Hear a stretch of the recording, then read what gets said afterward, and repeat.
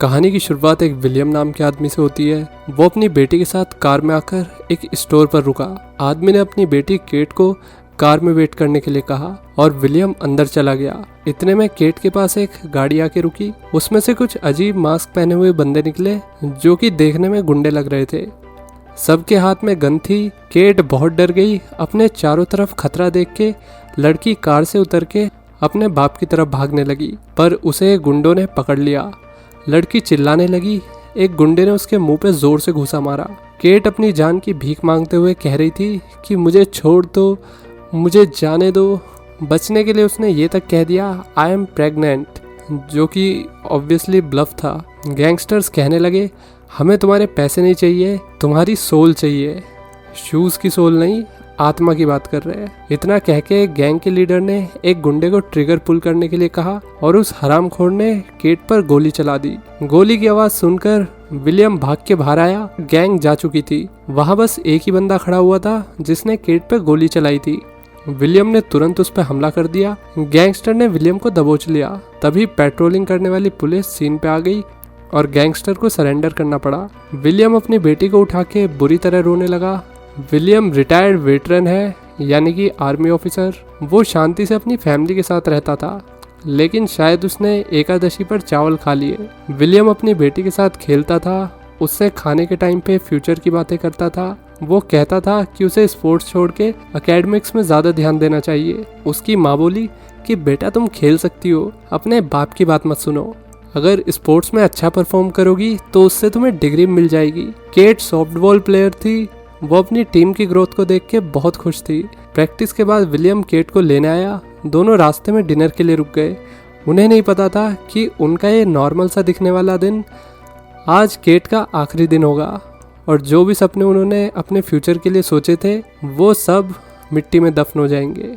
Hospital में cat अपनी जिंदगी के लिए लड़ रही। विलियम ऑपरेशन थिएटर के बाहर बैठा हुआ था। वो बहुत गिल्टी फील कर रहा था क्योंकि उसने थोड़ी देर के लिए ही अपनी बेटी को अकेला छोड़ा था और उसके साथ ऐसा हो गया। थोड़ी देर में विलियम की बीवी जेन भी आ गई। दोनों एक दूसरे के गले लग के बहुत रोए। डॉक्टर ओटी से बाहर आए और उन्होंने कहा कि अफसोस केट नहीं बच पाई, बाकी बॉडी लेनी है तो पहले पूरी पेमेंट कर दो, काउंटर उस तरफ है। विलियम और जेन को यकीन नहीं हो रहा था कि उनकी बेटी अब नहीं रही। विलियम ने जेन को बताया कि उन्हें प्रोसिक्यूटर से मिलना होगा।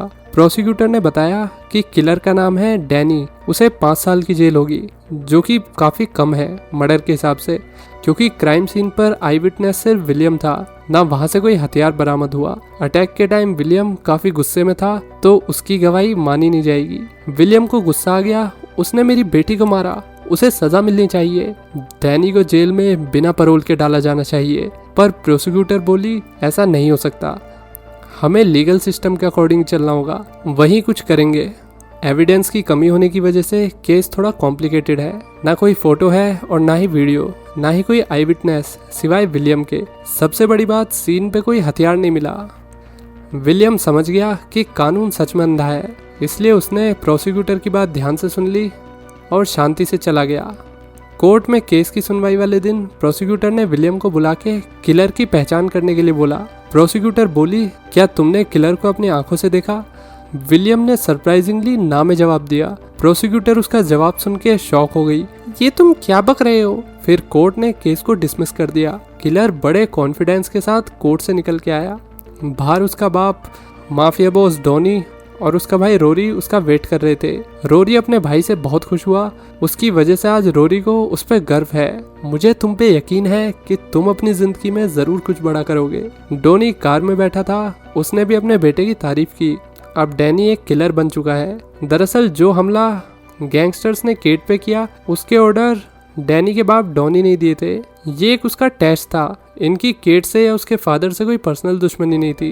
डैनी को माफिया की दुनिया में आने के लिए किसी इनोसेंट सिविलियन को मारना था और अपना खाता खोलना था, और उसने कर दिया। उन्हें नहीं पता था कि विलियम तीनों को दूर से देख रहा है, वो भी टुकुर टुकुर। उसकी आंखों में गुस्सा और बदला था। तीनों कोर्ट से चले गए और विलियम ने उनका पीछा किया। रात को विलियम एक क्लब के पास आकर रुक गया। क्लब में डॉनी के आदमी रेगुलर आते जाते। बाहर विलियम डैनी का वेट कर रहा था। उसके पास एक लड़की आई और कहने लगी, क्या रे चिकने, आ जाओ ना, रात को खुश कर देगी।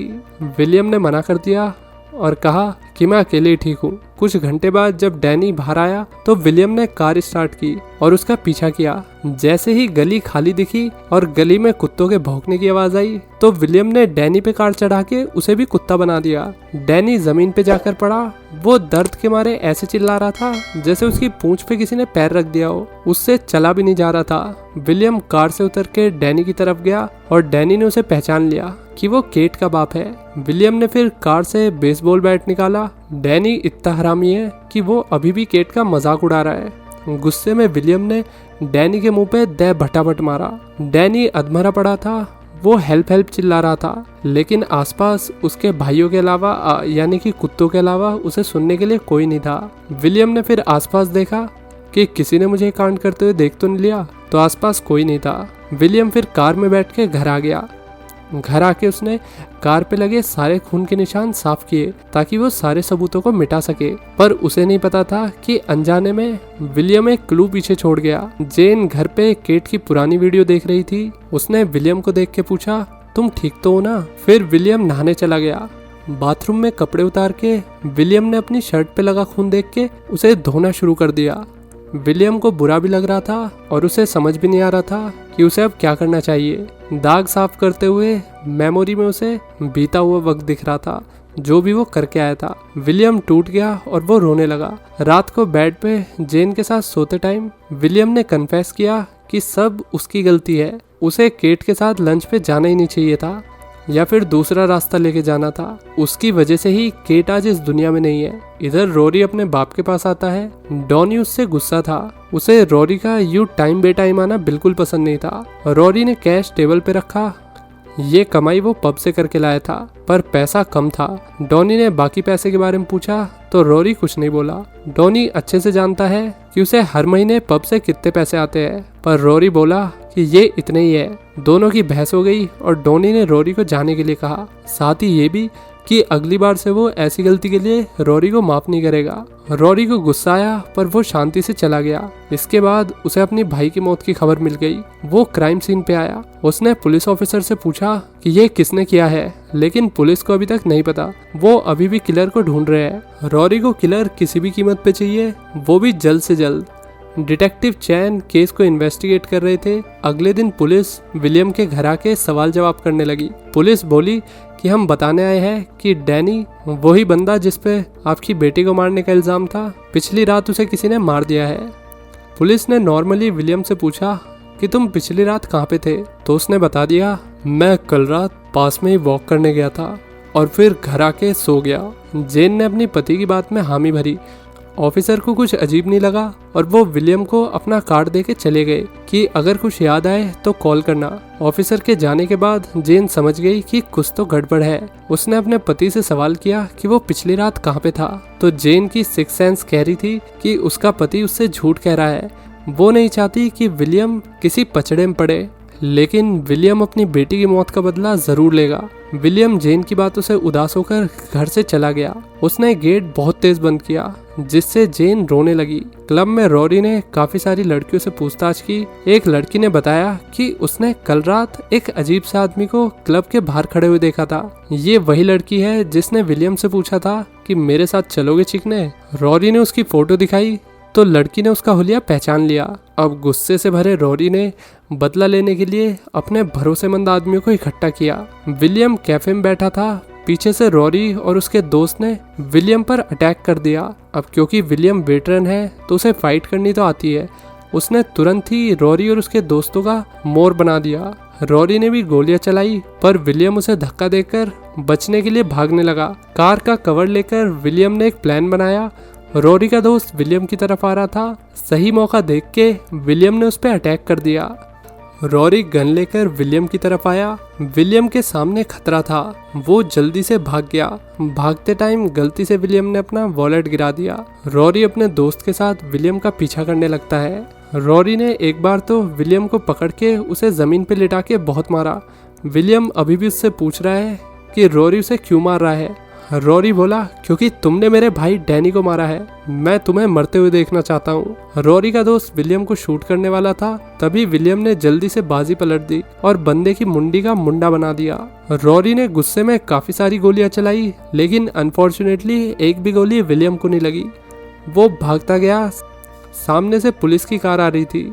रॉरी ने जल्दी से गन छिपा ली। अब जाने से पहले रॉरी ने विलियम का पर्स भी उठा लिया। विलियम भागता रहा, वो डरा हुआ था। फिर आदमी कार में बैठ के घर की तरफ तेजी में भागा। उसने जेन को कॉल करके सारे खिड़की दरवाजे बंद करने के लिए कहा। घर आकर विलियम ने सारे गेट बंद कर दिए। उसने अपनी बीवी को बता दिया कि वो दोनों अभी खतरे में है। जेन कंफ्यूज थी, उसे नहीं समझ आ रहा था कि क्या हो रहा है। उसने अपने पति से डिटेक्टिव को कॉल करके मदद के लिए बुलाने को कहा। पुलिस को रॉरी के साथी की बॉडी मिल गई। डिटेक्टिव चैन को क्राइम सीन पे फिंगरप्रिंट से पता लगा कि मरने वाले का नाम हेनली था, जो कि रॉरी के ग्रुप में ही था। पॉइंट्स एक दूसरे से जुड़ते गए। विलियम ने बस रॉरी के भाई को ही नहीं मारा, बल्कि उसके दोस्त को मारा है। पुलिस क्लू को जोड़ ही रही थी कि विलियम का कॉल उन्हें आया। कपल ने जल्दी से पुलिस को घर पे बुलाया। चैन ने घर आकर सीधा पॉइंट रखा कि रॉरी के पास तुम्हें मारने का और कोई रीजन नहीं हो सकता, तुमने ही उसके भाई को मारा है, तभी रॉरी तुम्हारे पीछे पड़ा हुआ है। तुम चाहे बात को घुमा लो, पर तुमने ही डैनी और हेनली को मारा है। चैन बोला, तुमने ये लड़ाई शुरू करी और अब तुम चाहते हो कि मैं तुम्हारी हेल्प करूं? मैं कोई हेल्प नहीं कर सकता, मेरे हाथ बंधे हुए हैं। तुम एक वेटरन हो तो तुम अकेले भी सब कुछ हैंडल कर सकते हो। चैन ने जाने से पहले बताया कि एक पुलिस की गाड़ी तुम दोनों के घर के बाहर तुम्हारी सेफ्टी के लिए खड़ी रहेगी। रात को विलियम हॉल में बैठ के दारू पी रहा था। वो गिल्ट से भरा हुआ था। जेन को अभी भी पूरा सच नहीं पता। उसने अपने पति से सच बताने के लिए कहा। बात जो भी हो, जेन उसके साथ रहेगी, आखिर वो उसका पति है। विलियम ने कन्फेस कर लिया कि उसने ही डैनी को मारा है। जेन कंफ्यूज थी, उसे बात समझने में टाइम लगा। अपनी सेफ्टी के लिए लेडी ने अपने पति का उसके प्लान में साथ देने का फैसला किया। उन्होंने फैसला किया कि वे दोनों ही सुबह होते ही जेन के पेरेंट्स के घर जाएंगे ताकि दोनों सेफ रहे। एक गैंग ने पुलिस की कार पे बोतल फेंक के मारी, जिसके चलते ऑफिसर को घर के बाहर से जाना पड़ा। हल्ला सुन के विलियम और जेन अलर्ट हो गए। थोड़ी देर में ही रॉरी अपने बाप के साथ विलियम के घर में घुस आता है। रॉरी ने विलियम का पर्स उठा लिया था। उसमें विलियम की आइडेंटिटी थी और उसका एड्रेस भी। डॉनी ने कहा, क्या तुम्हें पता है कि तुम्हारे पति ने मेरे बेटे को मारा है? जेन ने कहा, हाँ, क्योंकि तुम्हारे बेटे ने हमारी बेटी केट को मारा है। विलियम जेन की सेफ्टी के लिए रॉरी और डॉनी के सामने माफ़ी मांगने लगा। उसने कहा कि मेरी बीवी को इस सब से बाहर रखो, लेकिन रॉरी नफरत से भरा हुआ था। उसने विलियम की बात नहीं मानी। रॉरी के बाप को गुस्सा आ गया। उसने जेन के सर में गोली मार दी। विलियम ने भी हमला कर दिया, पर रॉरी ने उसे भी शूट कर दिया। बाप बेटे विलियम को ज़मीन पे दर्द से तड़प के मरने के लिए छोड़ गए। रॉरी फाइनली खुश था। विलियम जान बचाने के लिए घिसड़ते हुए फ़ोन के पास आया। इतनी चोट लगने के बाद भी उसने सही टाइम पे मदद बुला ली। जब विलियम की आंख खुली तो वो हॉस्पिटल में था। आदमी गिल्ट में डूबा रहा। वो चिल्लाने लगा। सबने उसे शांत कराया। शांत होने के बाद विलियम ने फिर से सोच लिया कि अब उसका एक ही मकसद है, फटना, अपने दुश्मनों पे फटना। वो रॉरी और उसके बाप को मार देगा, वो भी किसी भी हालत में। लेकिन अपना बदला लेने के लिए विलियम को पहले जैसा होना होगा। वो रोज़ प्रैक्टिस करता। उसकी रिकवरी काफ़ी जल्दी हो गई। एक दिन मौका देख के विलियम जैनिटर के कपड़े पहन के हॉस्पिटल से भाग गया। विलियम रात को मोटल में रुक के सुबह बैंक से बहुत सारे पैसे निकाल के वापस मोटल आ गया। मोटल के ओनर ने विलियम को न्यूज़ में देखा था।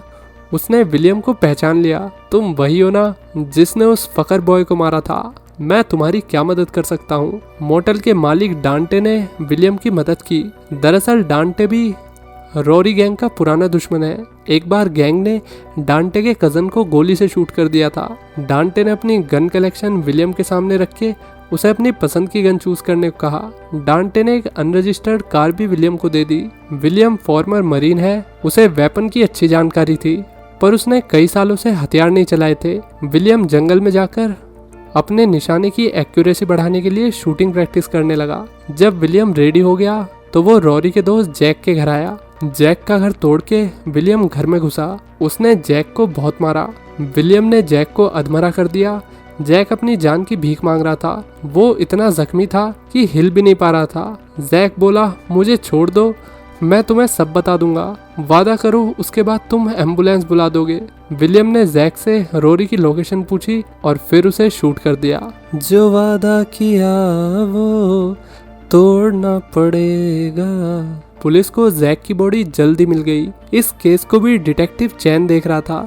उसे भरोसा था कि इस मर्डर के पीछे भी विलियम है और खून ना बहे, इसलिए चैन रोरी और उसके बाप के घर आ गया और बोला, मैं यहाँ मिशन पर आया हूँ, मुझे दोनों तरफ की लड़ाई बंद करनी है। बाप बेटे को लग रहा था कि विलियम मर गया है, पर डिटेक्टिव ने बताया कि विलियम जिंदा है और अब वो बदला ले रहा है। चैन ने रोरी को कुछ टाइम गायब रहने की एडवाइस दी। रोरी ने चैन की बात नहीं मानी। उसे खुद पर पूरा कॉन्फिडेंस था कि वो मैटर को खुद संभाल लेगा।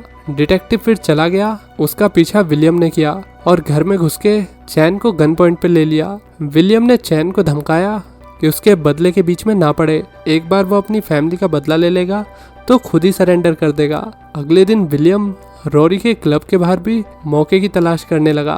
रोरी अपने बंदों के साथ जैसे ही क्लब से बाहर निकला, विलियम ने पियक्कड़ होने की एक्टिंग की और क्लब के अंदर आकर वो रोरी के बाप के सामने खड़ा हो गया। तुम यहाँ हो, देखो मैं तुम्हारे सामने हूँ। विलियम ने सिंगल शॉट में ही टकले का गेम बजा दिया। रोरी को अपने बाप की मौत की खबर मिली। रोरी ने क्लब में आकर अपने बाप की डेड बॉडी देखी। वो तो अपने बाप को पीला देखकर गुस्से में लाल पीला हो गया। रोरी और उसके बंदों ने विलियम पर अटैक कर दिया। विलियम जैसे तैसे जान बचा के भागा। वो भाग के मोटल आ गया और फिर से उसे क्लब वाली लड़की ने देख लिया। लड़की ने रोरी को विलियम की लोकेशन बता दी और रोरी बंदों को लेकर मोटल आ गया।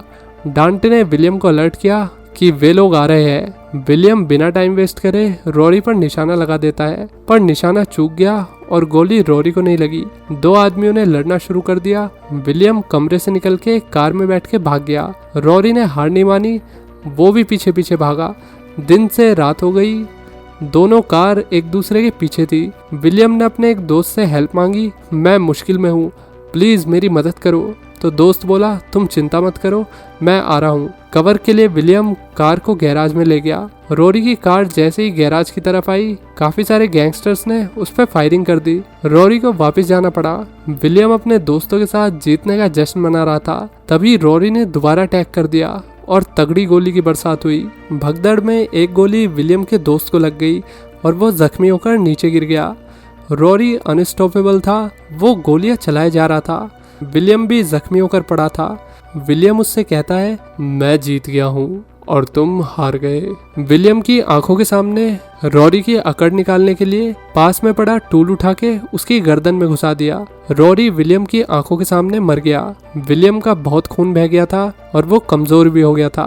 विलियम हिल भी नहीं पा रहा था। अब वहाँ पर पुलिस आ गई। चैन ने विलियम को इस हालत में देखा और उसे उस पर तरस आ रहा था। इसी के साथ उसका बदला भी पूरा हुआ और ये कहानी भी खत्म हो गई। तो दोस्तों, कैसी लगी ये कहानी, लाइक और कमेंट करके बताइए। चलिए मिलते हैं नेक्स्ट वीडियो में। Till then take care, bye bye.